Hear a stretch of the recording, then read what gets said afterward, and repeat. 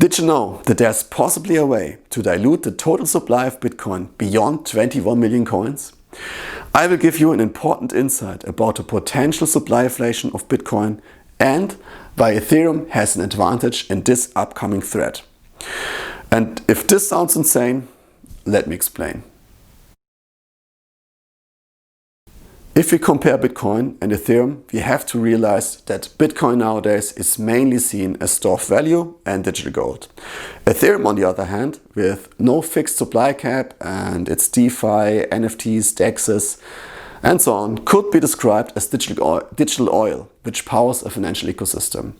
So in my mind, Bitcoin and Ethereum doesn't even compete in the first place because they are trying to achieve different goals. But when it comes to price appreciation for the upcoming new bull market, there are two advantages of Ethereum over Bitcoin, which are clearly not discussed a lot in the internet. Keep in mind though that none of this is financial advice and is for informational purposes only. So let's get to the first advantage. At this point in time, many wealthy and older investors don't like crypto. You probably know that, for example, Warren Buffett does not like Bitcoin.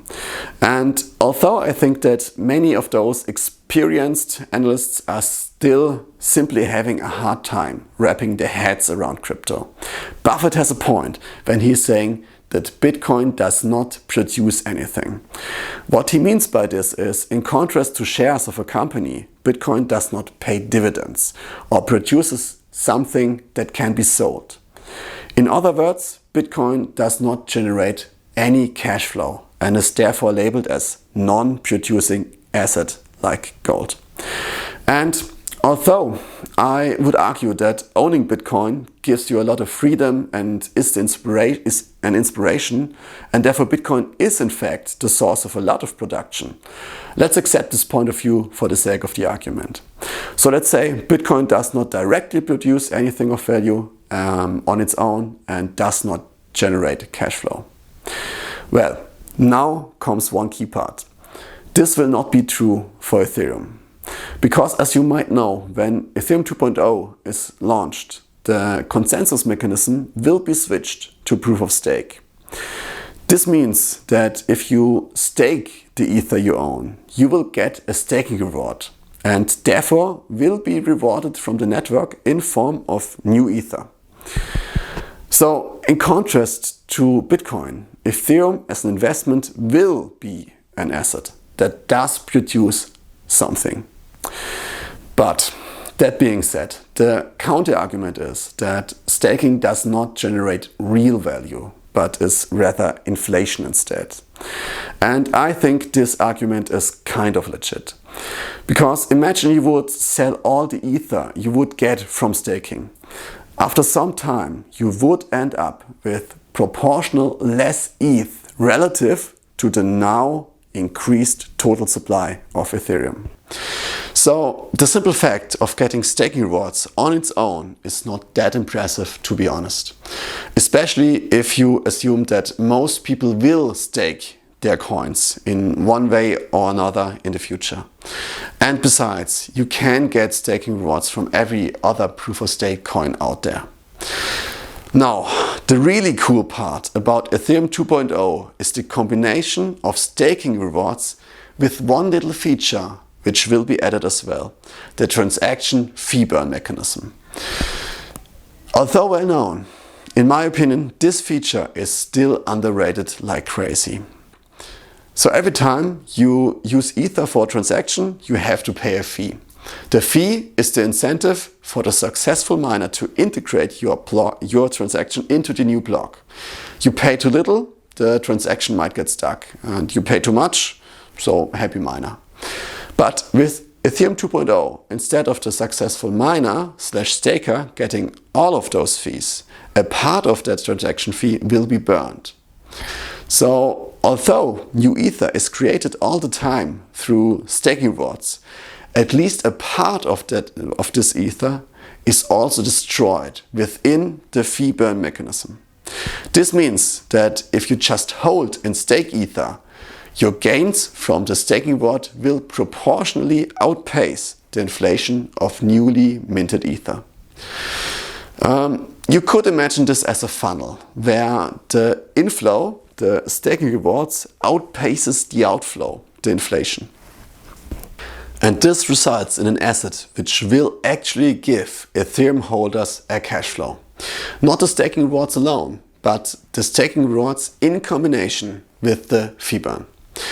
So this alone will be an advantage of Ethereum over Bitcoin in the years to come. But there's even more. Let's get to the second advantage. If we compare our digital gold, Bitcoin, to the physical gold, there are several differences which I would love to get into deeper in videos to come. But one interesting difference is that, of course, gold is already traded all around the world at a variety of different stock exchanges.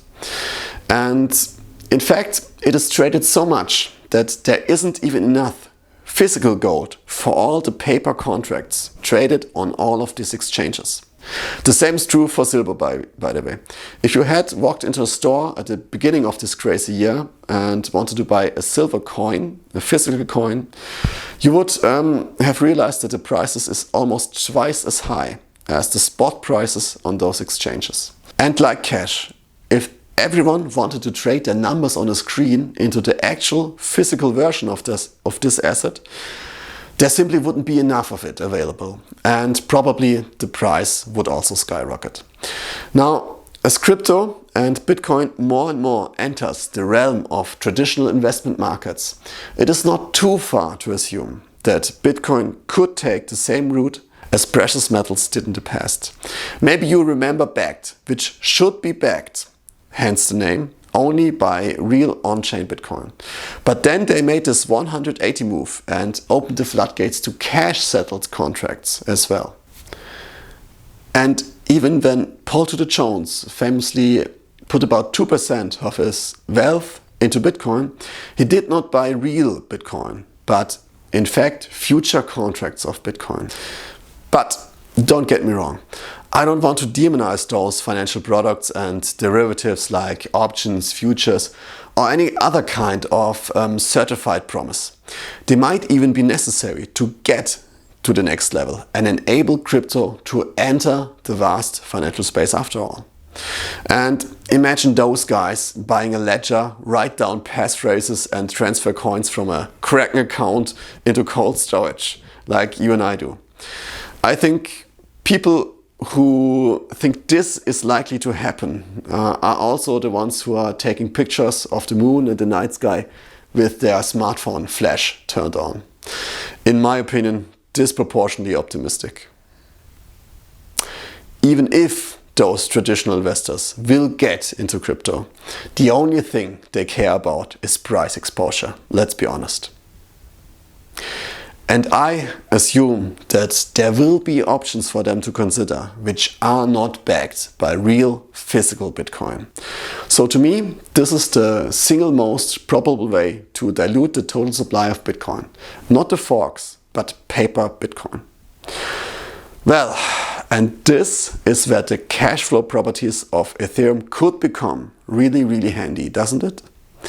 Because no matter how hard you try, the Ethereum network won't accept paper certificates. To become eligible for the staking rewards, you need to have real Ether. No way around that. And imagine if you were a wealthy individual or even a company and are about to put millions of dollars into crypto. Are you really willing to waive even a 1 or 2% annual return on this kind of investment? I could imagine that the possibility to earn cash flow could make some people favor some less risky contracts and support more long-term strategies with ETH. The risk of having, for example, a leveraged product where you could lose everything seems even less appealing when just holding Ether alone could generate you money. And this is why, in my opinion, Ethereum could turn out to be much more resilient to all sorts of unbacked financial products.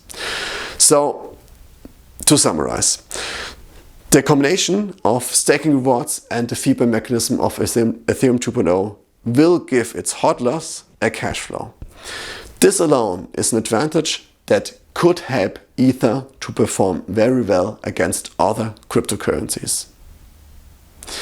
In addition, this cash flow could be an incentive for many investors to buy and hold physical Ether, or at least contracts that are backed by real Ether, so they can get exposure to those staking rewards. Well, and if you found this information useful, please leave a like. And maybe you already noticed, you are one of the firsts here. This is because this is an entirely new YouTube crypto channel and maybe the start of a great journey. So if you want to leave a legacy, write a comment down below. Tell me whether you liked the video or not, and if I should proceed in my little YouTube experiment. In the next video, I am planning to do a Bitcoin introduction for your no-coiner friend. I will talk about why Bitcoin is one or even the greatest invention of mankind. So if you want to know why I think this is true, check out the next video as well and click the bell. See you soon.